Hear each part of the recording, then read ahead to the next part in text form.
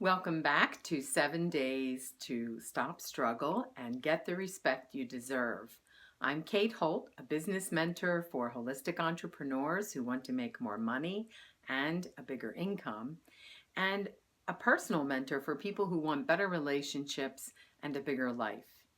And this is day 6. And if you've been with me on these first 5 days, you know that I think of us as whole beings who are composed of 5 different levels, and each level affects the other. So we've talked about the physical body, the mental level, the emotional level, the level of the will, and the spiritual level. And today I want to talk about another level that's outside of ourselves that actually affects us on all of those levels. And that is your physical environment. The energetics of your physical environment impact your whole being, whether that's in your home or when you go away and you stay somewhere, when you are in your car for extended periods of time, or even in and out of your car, and when you are in your workplace. The energetics of your immediate environment are important for us to take a look at, and it can be done in a fairly simple way. So there are 2 practices. The first practice is to go through your home, and I would take a pen and paper with you, and you're going to go through your whole home with the intention of noticing how you feel in each area of your home, including the entrance. If you start at the front entrance of your home, I want you to notice how you feel standing at your front door. And when you walk through your front door, how do you feel? And is there anything that gets your attention? So the front door in particular, especially if you've studied feng shui, is considered the mouth of qi. It's where the energy enters the home, and it's also where you enter your home. So if you enter your front door and something gets your attention that doesn't quite feel right, you will have a reaction in your body, and you will bring that energy into your home with you. So it could be something like the door needs a fresh coat of paint, or the front stoop needs to be swept, or something's broken, a door not quite functioning properly. Those things need to be addressed really pretty quickly. That front door is a really important area.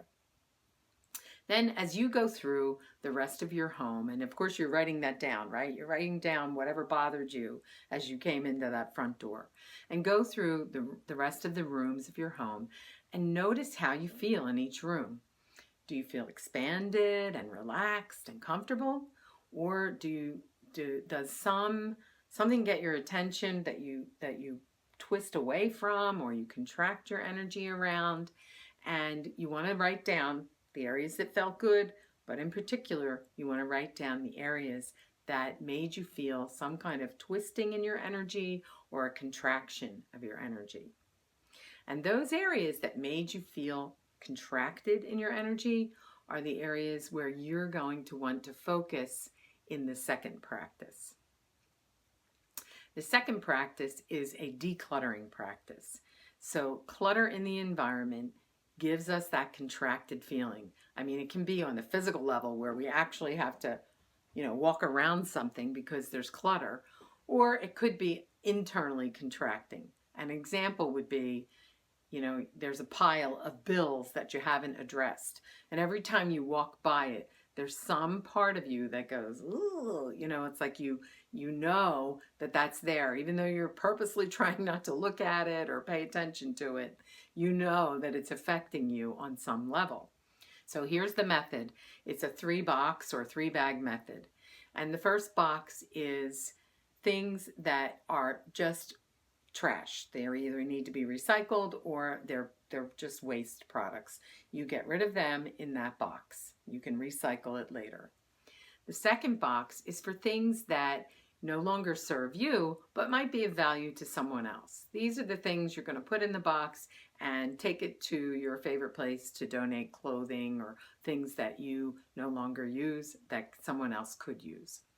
And then the third box is the relocation box. So as you go through a pile and you say, oh, this is the title to my car. I need to hold on to this. Or this is the deed for my home. These are important things that need to be filed in their proper place.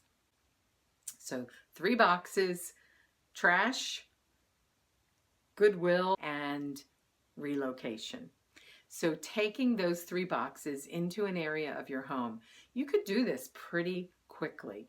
Now, some things, like I know I have some junk drawers that I'm going to spend a full hour going through. Start with an area that's small so that you'll feel the success of it and you'll feel inspired to do more. And this practice, while it's something you've got to schedule, you've got to make yourself do it, it does really give you a wonderful sense of accomplishment when you finish. And it does change the energy in your environment, and it makes you feel more ease when you go into those areas that you've already decluttered.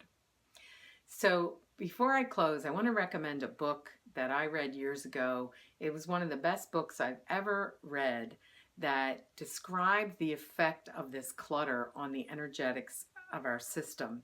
And it's called Clearing Your Clutter with Feng Shui, written by Karen Kingston. And I'd love to be able to show you what the book looks like, but I have it out on loan, and I frequently have it out on loan. So when I get it back again, I'll loan it out again. It's a great book about the energetics and effect of clutter on yourself, on your whole being. Tomorrow, I'm going to be talking about the role of pleasure and how it affects all these levels of your being. I look forward to being with you then.